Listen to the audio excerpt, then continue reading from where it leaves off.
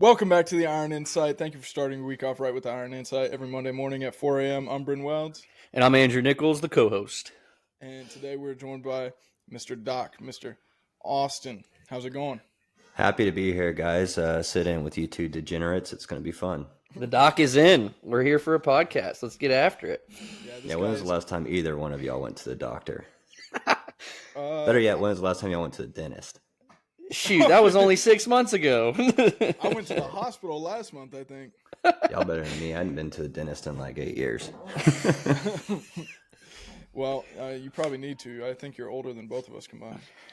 He's getting there. Damn, that's rough, man. No. Y'all, hey, man, if you want to come at me hot, man, I got an arsenal. I can roast both of you scraggly beard, freaking rabbit raccoon looking motherfuckers. Come on. I'm 30. You're 30? Yeah. Almost. You got 10 years. So let's get into the welding. What was your first job as a welder? My first job as a welder, I mean, if you want to count, when I was in high school, I was doing the whole ag mechanics deal. And then that's the advice for anyone that getting into it. I mean, what's the hardest part about getting a job right out of welding school is you need the experience. Well, I started the experience before welding school in high school, right? High school ag classes don't really freaking count, but there's plenty of places around town. I don't really care where you're at. There's a fab shop somewhere that'll let you push a broom or grind some welds off, and then you can put that on as experience.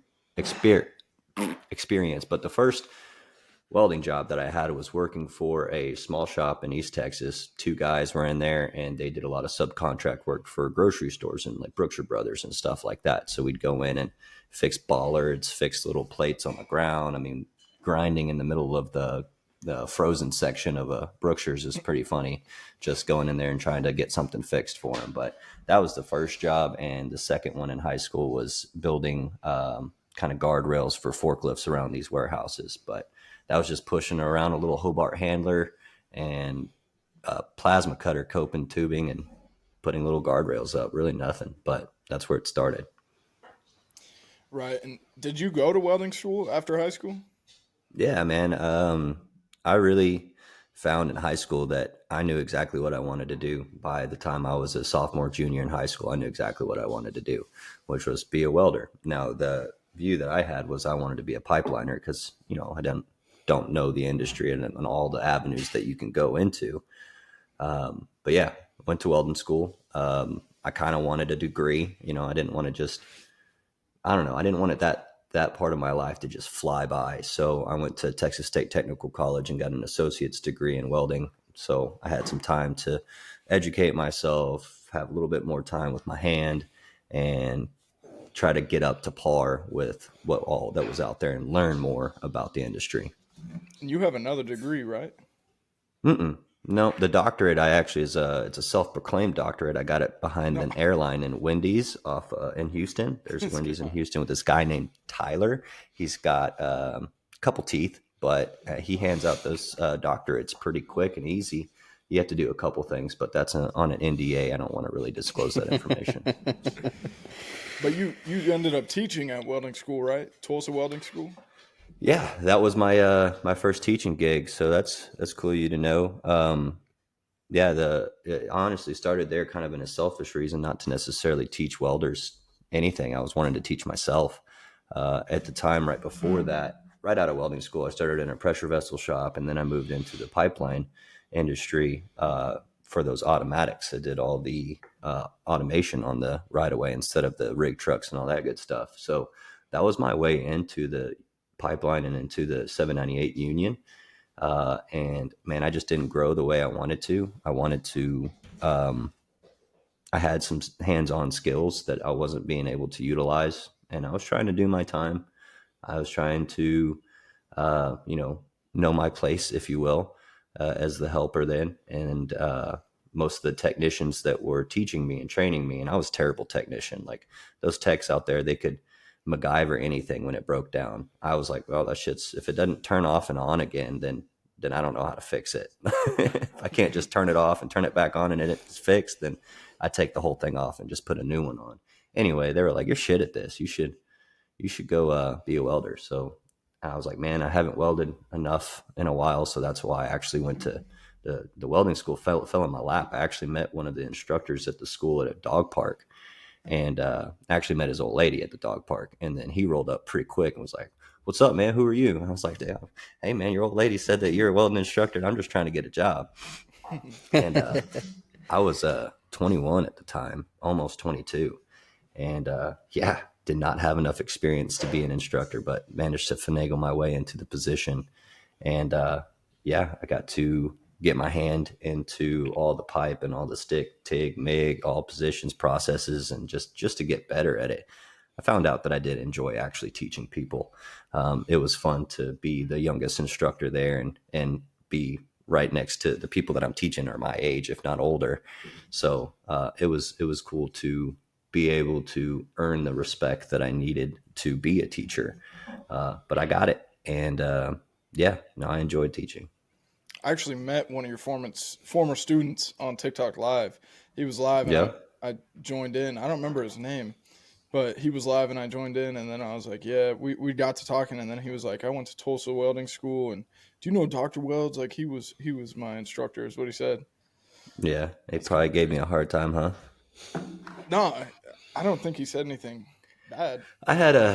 I had more of a, after, like, again, I went there for myself, and that's what I would tell the students when they would be like, "Hey man, I need a grade on this," or "Is it good enough to pass," or whatever. And be like, "Dude, yeah, you can have a 70. That's cool. You can have an 82. I'll give you an A on this thing. I don't really care what grade you get when you come out of here, because I got mine. I can weld. I can go out there. I can get the job. You can't right now." And I was always honest with everybody, even whenever they walk across the stage and shake my hand at the end. I even looked a couple of them in the eye and said, "You'll never make it," because what welding school's doing these days is they allow, I mean, you pass with an 82, you got a B in welding school. That's not too bad, but you got 5, 6 defects in your weld to get that 82. That's not a passing weld anywhere outside of there, Right. So I try to be as honest as possible, and it came with the territory, and I got in trouble with the school, honestly, a few times because of me being a little bit more honest with some of these students. Let's go back to an earlier job you had. I believe you had. Were you a lifeguard in 2010? Yeah, you went back on that on my Facebook, didn't you? Yeah. I was taking a gamble because all you had was a cutoff shirt that said lifeguard. So I was taking a gamble on that one. Yeah, I actually that was like during the summer. I didn't want to fucking weld. It's too hot to weld in the summer in Texas, and that was the hardest part about trying to find work as a helper or welder in the industry, is they would as green as you can be, because you're picking up jobs for like $10 to $12 an hour, and you're getting dirty, man. You're getting after it, and that lifeguard job paid like $14 an hour, and I got to sit up on a stand, and so I'd lifeguarded in the summer usually, and then the baseball season I wouldn't work, and then in the off season I would try to find a fab shop in the fall and in the winter. Wasn't that baseball team called the Indians or something like that? Yeah, the Jacksonville Indians. We were trash, man. We were what trash. what positions you play? Man, I was the most average ball player out there, so I was lucky to even get on the field. But when On the field, it was second base or right field is usually where I got stuck, and that was part of my high school. I played since I was in t-ball and all the way up through my senior year, but I knew right away I wasn't going to be a ball player in college. No scouts were looking at me. I enjoyed playing. I enjoyed the camaraderie with my other players and stuff, but the coach hated me. I didn't take any of it serious enough. I'm the guy in the dugout shouting and trying to make a fool and annoy people, and just, yeah, he didn't like that very much, but You were number 10, I think. 10, 11, somewhere in there, yeah. 00 was whenever I was on a select team. Call me Yep. Buckshot. 00 was definitely the number to get whenever I played. What so I mean, going from Tulsa Welding School to now with Weld.com, you're still a welding educator, right? But Yeah. on a larger scale, like a much larger scale. How does that feel? It's different because I can't. I did the welding school thing, and then I actually left welding school after I got my CWI and to go do some of that field work that I wanted to do. But that whole pipeline thing taught me the lesson that I didn't want to travel. I didn't want to be the traveling welder. I was going to try to make as much money as close to home as possible. So when a couple of the jobs popped off here in Houston that were driving distance for me, then I did a couple new construction jobs and some and then another fab shop. And then I got fired from there, and then I went back to teaching. And anyway, to answer your question, it's cool because a lot of people still reach out and they still say thanks and all that good stuff. But I'm not there for their learning experience. Part of the best part about teaching is being able to see that aha moment in people's eyes when you're literally holding their hand and then letting them go, and then they're getting it, and then you're just cheering them on the whole way. I can't be there for everybody, so it's rewarding for sure, being that I have the biggest audience that I could possibly try to teach, but I don't feel it is as much of a one-on-one connection for sure. Right. And speaking about your CWI, did you pass that first try? Yeah, I passed it first try. It's not an easy test, and I'm really reluctant to go get my 9-year because I've had it for 6.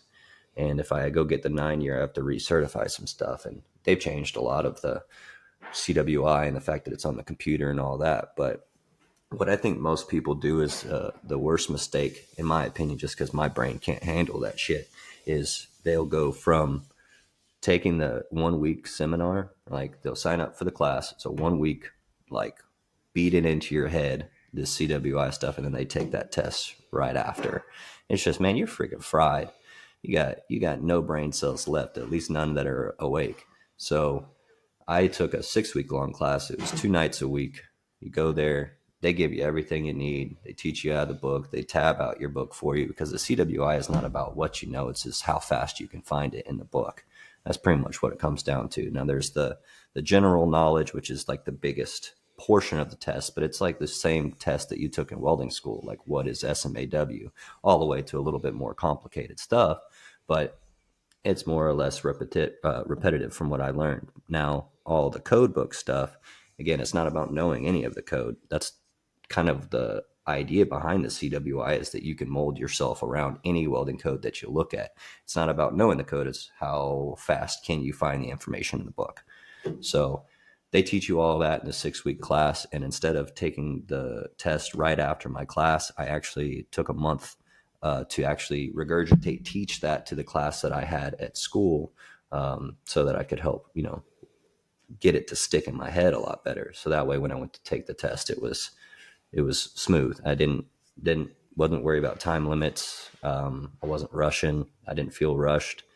The code book part, I took the 1104, and the bulk of it, man, I honestly panicked, because everything in the 1104 book I knew, except for the very last like 20-30 pages, which was the annex. And I didn't read any of the annex, and a lot of my questions came out of in-service welds and girth seams and stuff like that. So after I figured out that, it was smooth sailing. And then the part B, where you actually look at the coupons, man, you got to trust your freaking gut, man. They've got all these coupons out there that look like trash, but the code that they give you is a made up one, completely made up. You might see like 3 inches of undercut, and it's like a 1/4 inch deep. You're like, that's fucked. And you read the code book, and it says the tolerances, and you're like, okay, well, it's not. And then the questions are like within a 30-second of each other. They're like, all right, how big is the pinhole? And you're like, well, I think it's 3 30-seconds. And they got like 3 30-seconds. They got like I guess a 16th, and then they have whatever's right under that. And you're just like, oh my God, how am I supposed to get the right answer when it's just a freaking little hairline of a difference? So you got to trust your gut in that one. Were you pretty confident going into it? I didn't know what to expect. I was confident after it, I think, more than I was before. There was some guys that, you sit down in this group of people, and you're looking around trying to see, like, who else is here, and you start talking. There were some people, man, this was like their 3rd or 4th time taking it. So that was like, it's like, man, I just give up. This ain't for me. This ain't for me. How expensive was it? So that's the other advice. I would never have got the damn thing if it wasn't paid for. Right. The school that I worked for paid for me to take the test and the class. So anyone looking to get that CWI, I mean, if you want to make sure that you don't waste money to get this certification and then get a job afterwards, see if someone will front the bill, because it's likely that they need you to be a CWI and they'll pay you more money for it. So, because I got that CWI and I was trying to chase inspection jobs, and it's not like it used to be, man. You really got to have more than just a CWI to go be an inspector. Unless you know somebody, you got to have other non-destructive testing certifications and experience. They were offering me jobs anywhere from 17 to 20 an hour, and I'm sitting on a beam on a power plant, like on the phone with them, like, dude, I'm making 38 and 100 right now welding. Like, I can't go look at welds for $17 an hour. Right. I mean, it sounds easier than freezing my ass off up here, but I don't have time for that. Yeah, and then what about on your recertification? You said on your 9 years, do you have to pay for anything then? Oh yeah, they gonna get theirs, buddy. And that's the nice thing. At least the 3 and the 6, you really don't have to do a whole lot except put your work history up there, as long as it kind of coincides. And when they say you need like 3 to 4 years experience to take the CWI, you don't need experience to be a welder. You just need to work for a company that has welding. There was guys in concrete taking the CWI test, but because they're watching these guys tack rebar together and it counts. You know what I mean? So it's a little weird. I forgot what question you even asked me. If you got to pay for the 9-year recertification. Oh yeah, you gotta. So again, with all my research, I made sure the company that I worked for, I was like, if you want your CWI on staff and you can say that you have a CWI, pay for it. Now I'll Right. research. So I've never paid the dollar amount. I mean, we can look it up right now. It's probably, the test itself is somewhere around like $1,500 to take. 15 to 1600, and that's not including the class that you have to you don't have to take the class prior. That's another bill. And then recertification, you don't need to do anything except just throw another couple $100 at it. If you have an AWS membership, it's a little cheaper, but still like shit, $600. About that length of history or work history that you need to take the test. I don't know if you've seen, but they've lowered it a lot.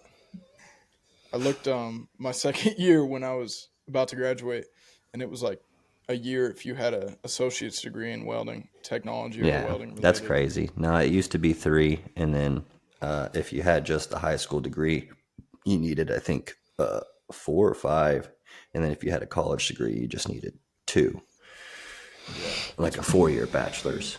It's really short. Man, again, man, you get a bad rep if you don't have experience anywhere. It doesn't matter if you're welding or inspecting or whatever. You gotta get some experience under your belt before people will take you seriously. So, I mean, regardless, the CWI, to be an inspector, you just got to know the book. You don't need to know welding or any of that. At least that's not what they're going to tell you. You just need to know the book. So that's where CWIs or inspectors get that bad rap, because they're telling welders how to do something that they've never done before. And they're like, well, this is what the book says. And that's where that whole headbutt comes into play. Do you still own a Gray Ram 1500? Nah, dude. That thing, that was my very first truck, man. Andrew Dunny, do you even talk on these things? You just I sit do there. a little bit. I do. Y'all I like put the I rotate put questions I put or the anything. co and co-host. That's for sure. Yeah. You're just over there just fooling, man.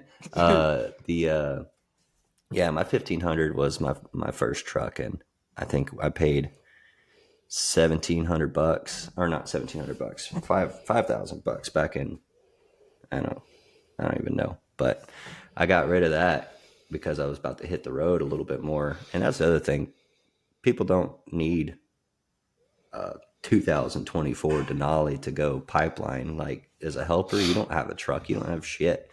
I had a 2012 Volkswagen Golf, freaking hatchback 2.0, man. It got me across state lines a lot of times, and it was the cheapest thing that you could possibly own. I mean, you're trying to stay as debt free as possible. So I actually sold a truck for the Gulf for gas mileage. And then I got my first big pipeline job, and I gave that Gulf away to one of my buddies. I said, "You can have this shit. I got all the money in the world." And then I spent it all. That's something Nasty Nate was talking about, how he gave his breakout rig to his brother, and then his brother gave it to the other brother. Well, that was a better breakout rig than a Volkswagen Golf. Yeah, no. My buddy had his truck stolen, and I had just got back from a job, and I was like, "Well, you can have this car.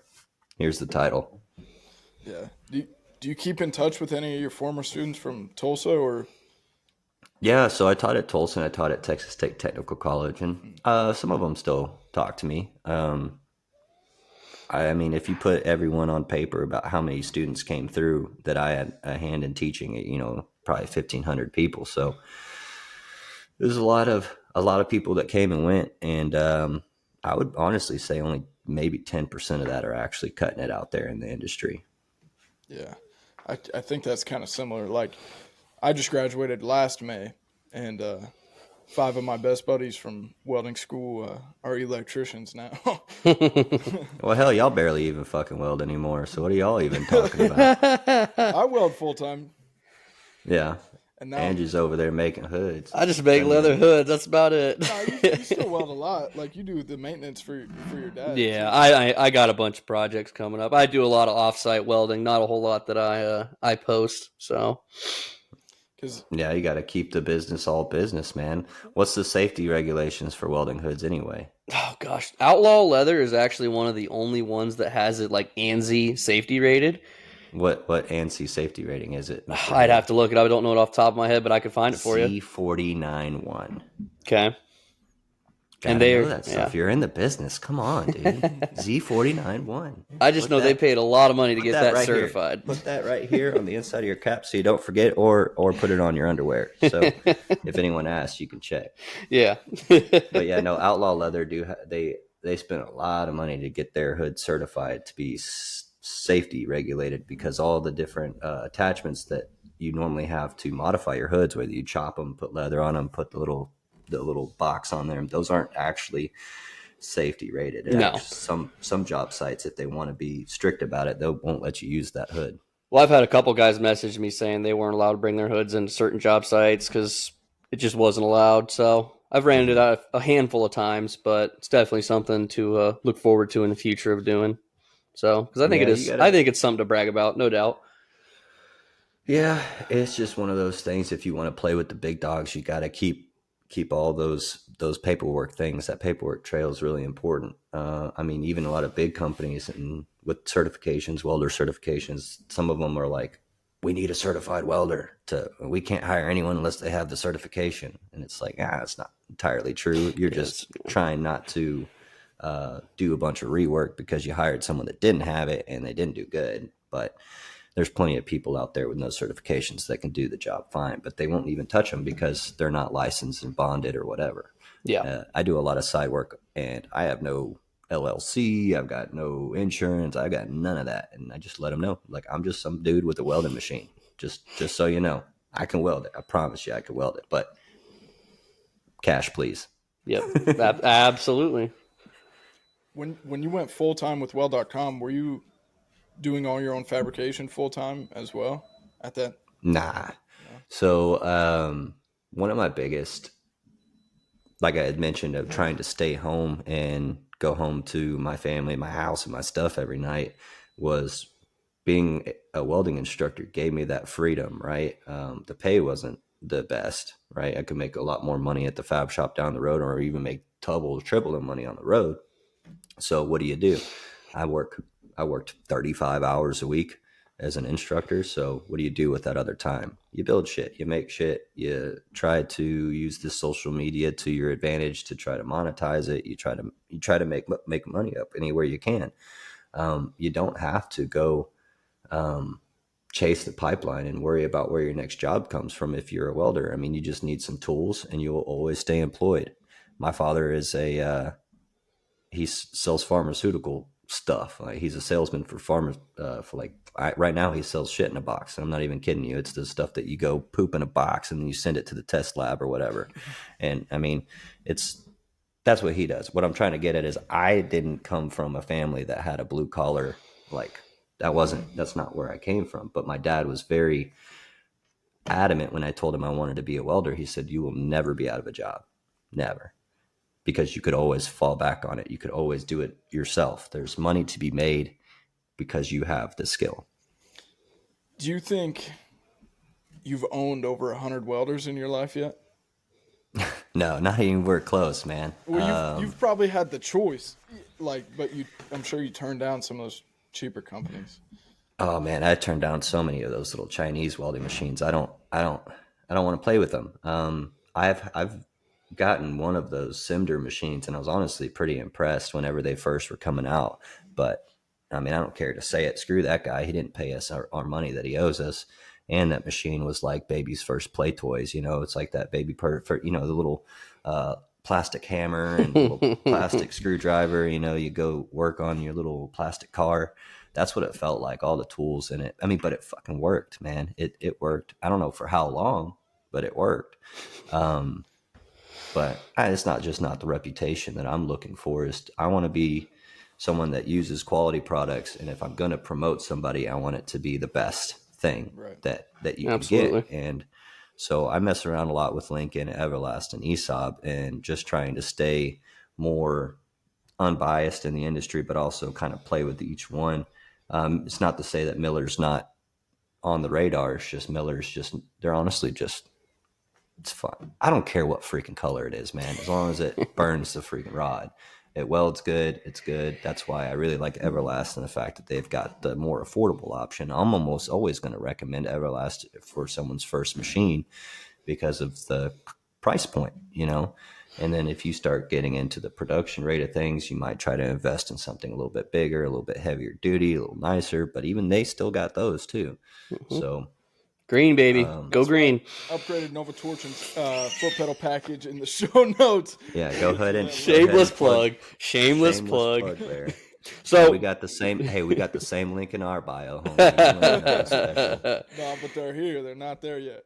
So jumping off of you having him asking if you had over 100 welders yet, how many welding hoods do you think you have? Because I've seen your wall. It's impressive. Yeah, I've actually given away a few of them since my partnership with Outlaw Leather. Of course, I had a couple of their competitors hanging on the wall, and I was like, man, if you can replace each one of those, I'll give them away. I got no problem with it. I'll set them on fire if you want. We'll do a promotion video. Nice. I gave my buddy and a CMR pancake carbon fiber and a carbon fiber Pipeliner's Cloud. You know, Pipeliner's Cloud is nice. If I don't need it anymore, man, I'm not gonna not use it. I want somebody to get some use out of it. Absolutely. So I don't know. I probably got 20 hoods or so that most of them don't get used. I would say it's more of a collection thing for sure. Absolutely. I like to have a different, not that I'm ever going to use it again, but it's hanging there because it's different than the one that I got next to it. I always try and keep signed at FabTech. Yeah, I got one of those new Lincoln hoods with the little flashlight on it. I'm gonna bring that one with a gold Sharpie because the last time I signed, I had brought my old faithful to get signed everywhere. No, you can't see none of the signatures on it. But so this year I'll probably bring that Lincoln because it's just all blacked out. Right. How has having a kid changed your outlook on your career? You know, it puts a lot of stuff in perspective. You know, I already had the mentality that I wanted to stay home. So the fact that I already had that was a blessing, you know, and I don't never want to take it for granted. The fact that I'm at home as often as I can, that I can work from home, or, I mean, the baby's just right upstairs and I get to see her bright shining face every day. It's a different thing. And, you know, people that have kids that tell people that don't have kids, like, you don't understand until you have a kid, is fucking true. Like, there's something different about that little ball of meat that makes me really happy. You know what I mean? So, yeah, as far as how it's affected everything's for her now, you know? I mean, I've got my own personal goals, but if they don't line up with pushing her in the right direction where she needs to be later in life, then it's not the path for me. Right. When you travel for well.com, do you get to collect the airline points? Oh yeah, definitely. He's all on that. So I mean, well.com reimburses us for all of our travel, but we have to use our own credit cards. And I mean, this is a good advice to anybody who's listening. Like, you should not be scared of a credit card. You just got to be responsible. I have a debit card. It's locked up in my safe. I don't use it. I don't use my debit card. Don't need it. It doesn't give me any points for nothing. You find a credit card, it's probably got a super high interest rate, but it's got really good rewards, and they don't penalize you anymore for paying it off early. I get my paycheck, my credit card gets paid off every paycheck. Every time it comes in, it gets paid off.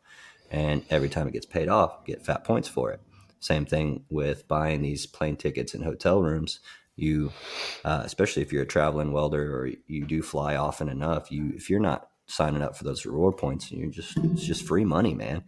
So yeah, no, I definitely be trying to get me a trip to Europe in a year or so with all these points. Where at? I'm not sure yet. It's just haven't been over there. I think somewhere Spainy sounds pretty cool. Dr.Weldz worldwide. We'll catch you in Europe.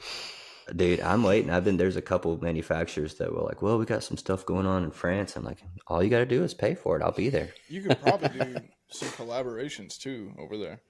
I mean, yeah, it's just a fat ass plane ticket to get over there. So if there's not when we do the traveling stuff, we really try to opportunize those trips. We usually spend a week max out on the road, and if we don't get 10 videos out of it, then we've done something wrong. So a lot of planning that goes into those trips. It is really nice, the fact that we kind of get our own lay of the land. We can collaborate with whoever we want, go wherever we want. We just have to have a return on it. So as long as I can prove that the trip that we're going on is going to be worth it, then it's no big deal. Let's go. Right. Is Bo a good travel partner? Man, Bo's fine. I got two problems with Bo and traveling with Bo. He drives like a freaking grandma, and I'm the fastest car on the road. Not to say I'm speeding, but if I'm going as fast as 5 over is the speed limit to me, and if there's someone going faster, me and him are going to be buddy going right next to each other. 95, let's go.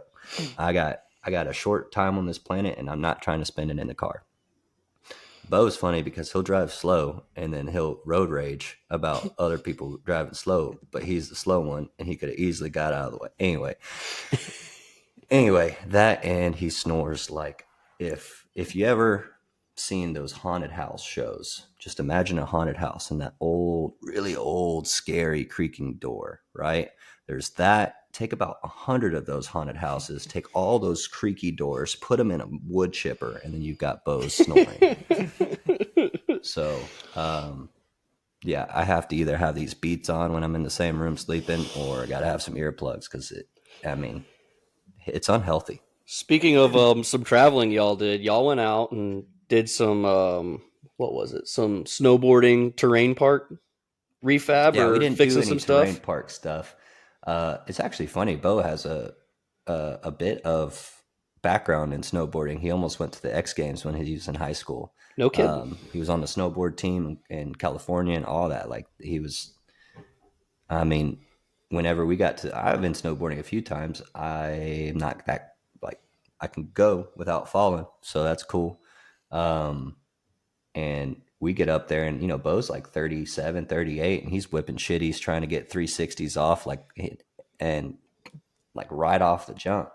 But yeah, we were able to go to Colorado. It was kind of a selfish trip for us. But we brought the ESOP Volt, and we were like, well, how can we showcase this portable welder that only runs off batteries the best and the most entertaining way? So we were like, one of the guys that we were coordinating with, he had a job site there right off the resort, right off the hill. You can ski off from the mountain right into the backyard. So we were like, hell yeah, that's what we're going to do. We're going to pretend that we were snowboarding that day. And that's there was a road to get to the fucking house. You didn't need to snowboard down to it.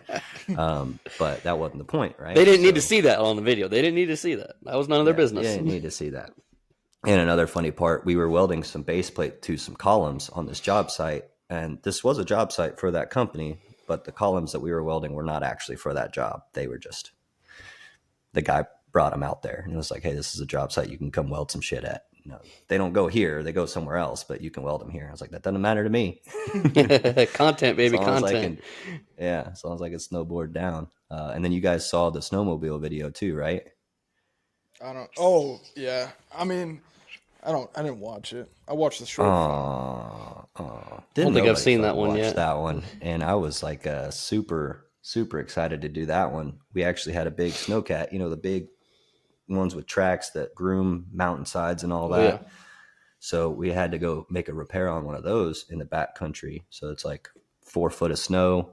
And we got the guy that we were with had extra snowmobiles. We strapped the Volt to the back of it, and there was a crack on this thing. So we just got on these snowmobiles and just went out there and rode. And I'd never ridden in deep snow before. I've been on a snowmobile one time before on a groomed trail, and think like Yellowstone or whatever, just to do like that little touristy thing. But this wasn't like that. This was homie with some sleds, and he was like, you want to get out there, go out there. And he said, just don't go to the left. There's a bunch of water over there you can't see, and you'll fall off in a hole. So I was like, all right. So I go off into this deep snow, and I don't know if you guys have ever ridden on a snowmobile in deep snow, but you can't turn very good. So I'm riding, and he says, don't go to the left. And I'm like, all right, I'm starting to drift to the left. I'm like, all right, turn right. It doesn't turn. So I'm like cranking the motherfucker to the right to try to turn right, and it's not turning right. I'm actually going left more now. And I ended up like bailing off, like jumping off of the thing into the snow, because I was like, I don't know what to do. There's a kill switch on it, so I'm just gonna jump off. And he come up to me, he was like, dude, I told you not to go left. And I was yelling at him. I was like, fuck, I was turning right. So evidently you have to lean really hard right and turn a little left to go right. Yep. So that was really difficult to figure out. But we got out there and made the repair on a really scenic spot in Colorado, and it was pretty cool. When I first messaged you, I was 16, and I was like, hey, I just got my first ever batch of stickers made. Like, I'd love to send you some. I thought you said I just got my first ever pube. No, you fucking idiot. So I send you this first batch of stickers, and you're like, hey, man, I put them on a box. And I was like, oh, dude, it's an honor to be on your box. And you go, it's a box full of junk. That's what you said. Hey, man, I'm an honest man. I thought he meant a toolbox. No, I didn't put it. I put it on a toolbox, but some of my tools are kind of junky. It was just filled with junk. That's all. I can go out there right now. It's the toolbox I got in my shop. It's on there. I don't even have any of those stickers. You sent me enough, man. I put them everywhere. Yeah, I got to zen it up, huh? You got to feed that addiction. You're vaping before you got on. You can't vape now, so now you're sucking on it. Rogenheimer. I vape on the show. But yeah, I mean, I don't even have any of those stickers. I don't have any of my first shirts. Like, none of it. Man, the merch thing is something to, once you start getting big, it's something that I really need to focus on, because it's just money to be made. But man, it's hard to stay on top of it. And stickers are fucking expensive, man. And everybody wants a free one. Everybody wants a free freaking sticker. Nah, dude, here's the thing. And it's hard to be like, nah, man, I need $2. Like, I don't feel like I could say that either. So everyone gets free stickers. I spend $350 on stickers and send people free stickers then I got to mail them. And it's just like, man, if you find me and I have a sticker, you can have it. A gang run is the way to go with stickers. I mean, if you get a group that can all agree on, like, okay, we want a 3-inch by 3-inch die cut sticker, then you order 1,000, somebody else orders 1,000. By the time it's 10,000, like I'm doing one for FabTech, and it's like a nickel a sticker. Yeah, it definitely is. The more you buy, the cheaper it gets. It's just like, the fuck am I going to do with 2,000 stickers? Well, I mean, then you're good for a while if you get enough people in on that run. You say that, then you go to one of these FabTech shows and you start laying them on the table, and they just get freaking ate up. And you're like, man, fuck y'all. You start hiding your stickers. You're like, man, y'all can't have no more. Y'all greedy. And then you see people with the worst sticker designs. Those are the only ones left. There's a reason they're the only ones left. Well, that, and it's like, I don't know why grandma's coming by the booth and grabbing a handful of stickers. I don't know. She don't need them. She probably getting them for somebody, but it's like, damn, lady, you just took like 20. Yep. So are we going to see Doc in Orlando, Florida this upcoming Fab Yeah. Tech? Yep. My hands are tied together. I gotta be there. I gotta be That's in what I like to Orlando. hear. We're gonna actually be bowed up right before that at Maker Camp. The day Maker Camp ends, the next day is Fab Tech. So we'll be in New York the day before, and then flying down to Florida for Fab Tech. We asked Bo this question too. Do you like Florida? Mm, I don't like Largo. So our home base where the well.com shop has always been is in Largo. And it's just an industrial park. It's nothing cool to look at. It's pretty lame. Now, I will not call it, it's like Cuban cuisine, but I think the Cuban cuisine to the Tex-Mex in Mexico is very similar, and I appreciate that a lot. So I'm a slut for some Mexican food. Mm-hmm. And, you know, I I'm haven't flipping really that. seen a whole lot of the beach yet. So I haven't seen anything cool in Florida. But Yeah, you haven't it been to any reminds good me as spots. yeah, it reminds me a lot of Texas. So at least like the rules and all that good stuff. So it feels a little bit like home. Bo said he doesn't like Florida because he can't find a good shrimp po' boy. That's funny. That's what he compared it to. That's wild. Yeah, that's probably not the place to get a shrimp po' boy. We were on a trip in Florida, and for like 3 days in a row, that man ordered shrimp po' boys, and I was like, dude, what the fuck is wrong with you? Like, it's something different.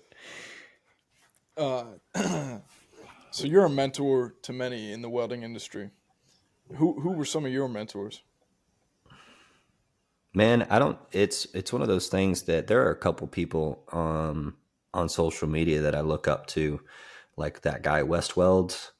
I don't know if you've seen his content, but that man is, if you look him up, he is a jam up fabricator, and he is like my polar opposite when it comes to attention to detail and fabrication and all the tools that he's able to use and how he can make his own tools. And he just thinks so far out the box that, it's something that I kind of idolize in that aspect because I'm quick and in a hurry trying to build stuff, and he's very meticulous. So I appreciate that a lot. But a lot of the mentors that I had, I can't learn off of YouTube. I can't learn off of social media. I have to put my hands on it. Like, you can tell me 100 times. If I don't try it, then it'd take me a lot longer to get it. So there's a gentleman by the name of Jeff Paskett. He's still an instructor at Tulsa Welding School.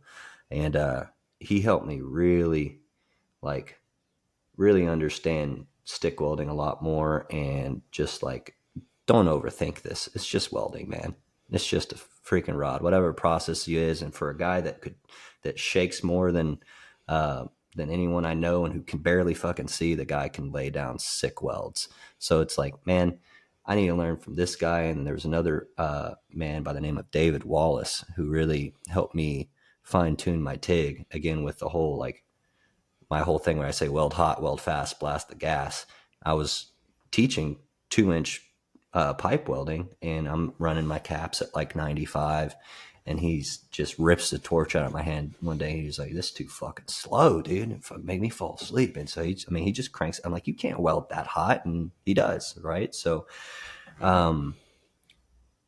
anyone that I had another instructor, another gentleman by the name of Jorge. He helped me with my stainless. I can't pronounce his last name, Quiones.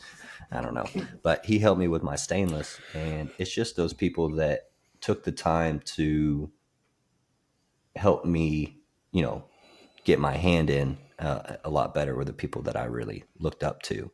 As far as some hands on Instagram, I really can't think of any right off the top of my head right now, but there's just so many slick welds and stuff. And for anyone that's listening to, all the badass welders that you see on social media, that's the standard. That's the minimum. Like, when you go out there in the real world, you see all these slick welds. Like, that's everywhere. I worked enough jobs to know that every welder in that shop can make that weld almost, and people, referred to that weld as like almost unachievable, but it is the kind of the minimum that needs to happen when you get out to these locations. So when I see a lot of, I don't know, stranger bangers and I'm the best welder in the world, it's like, man, that's just because the best welder doesn't give a fuck about posting. Right. And so that's why I changed my title to the world's okayest welder, because my biggest goal is just to try it all, weld it all. I want to put it on my resume, say I did it.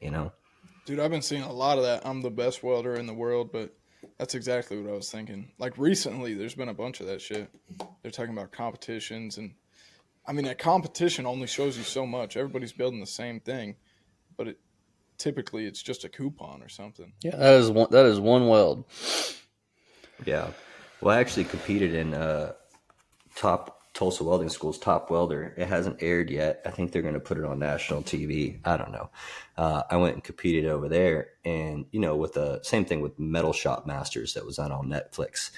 If you're going to run a competition that's like Metal Shop Masters, not Art Masters, right? Not this is Top Welder, and they had us do all aluminum projects. And it's like you're not really. To me, it needs to be a lot more well-rounded than that. You need to put people in their uncomfortable zones.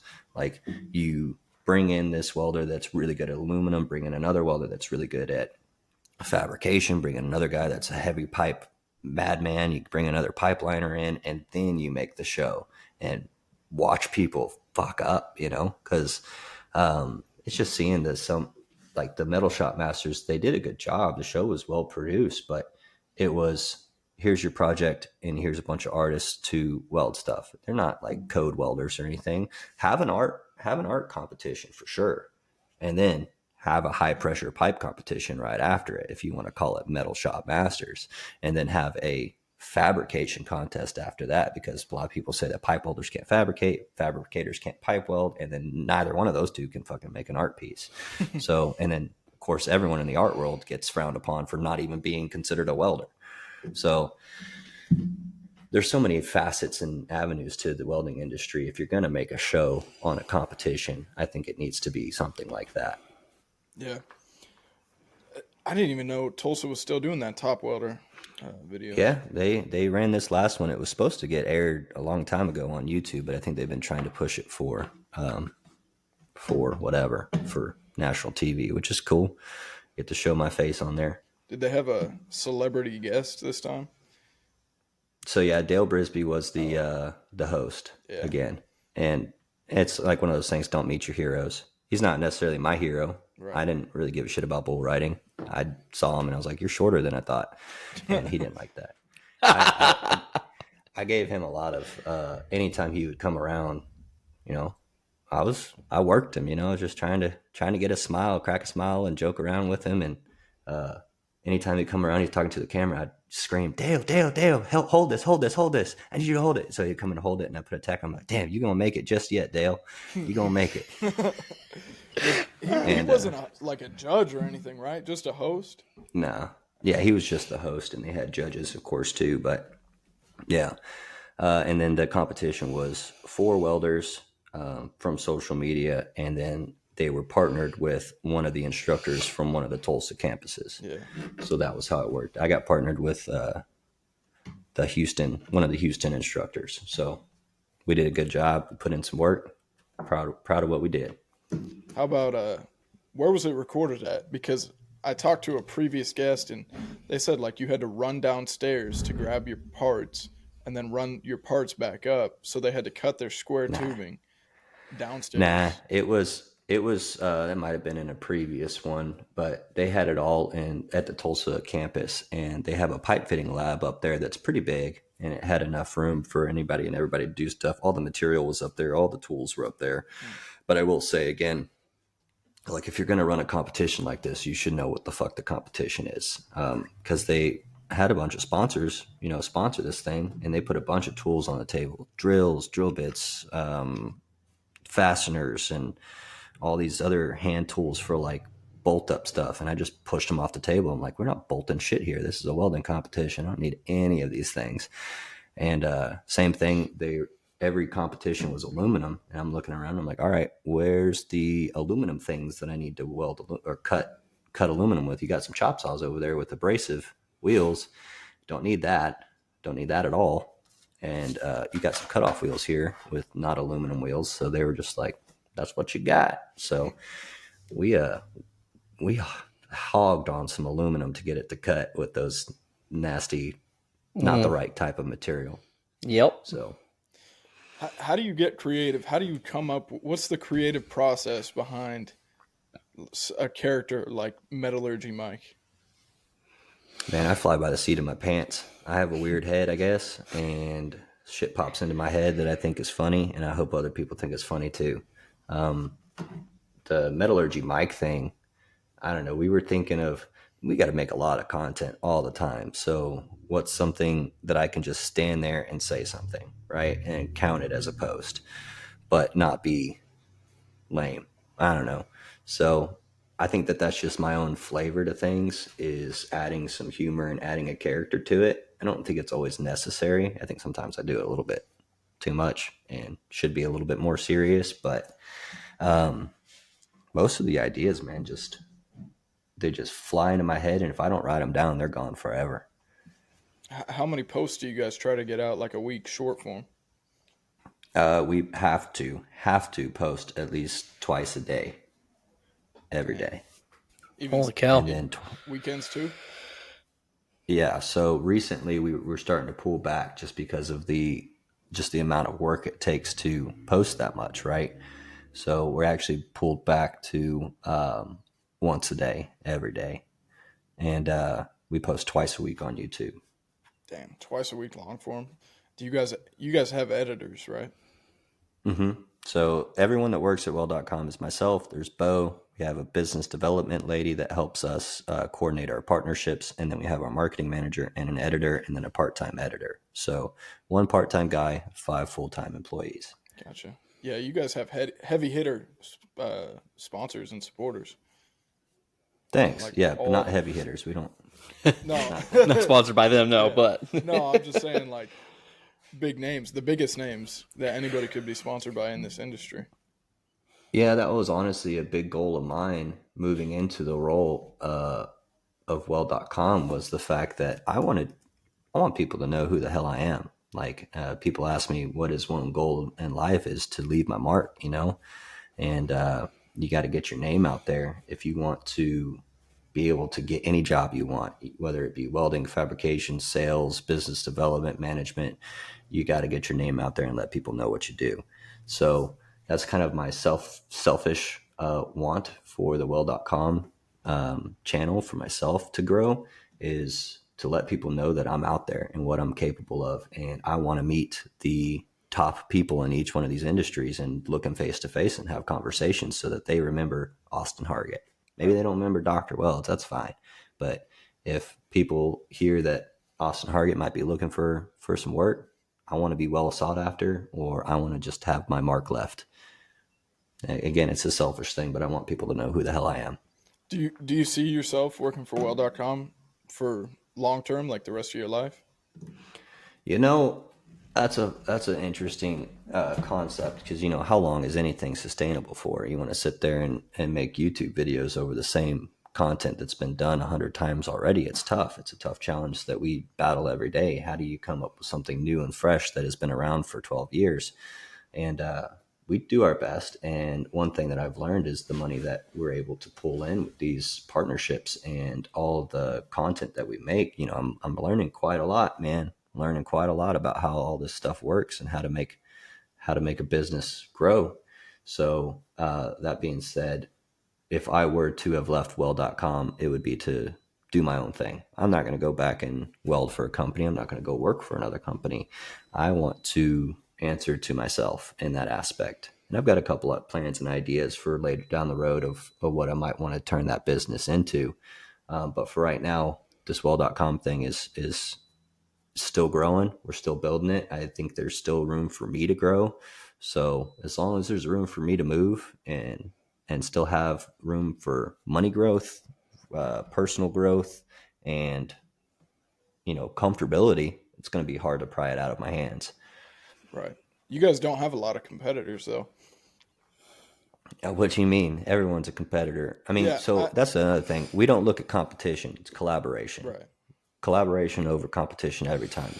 I take that back. I don't see anyone as competition. Let's work together. Let's grow together, because that's the best way that we can work. If we collaborate, then both of the channels move up. If I compete, then I have to compete. And then now people are bouncing back and forth. So, you know, everyone on YouTube, like when I picked up the well.com channel, people had a bad taste in their mouth with well.com and some of the stuff that they were doing and some of the toes they stepped on. Like I know Jody didn't really care for well.com, tips and tricks. I'm here to tell them that, hey man, anytime you want to make a video together for free, I will be there. I will do it. I love your stuff. I want to work with you, not against you.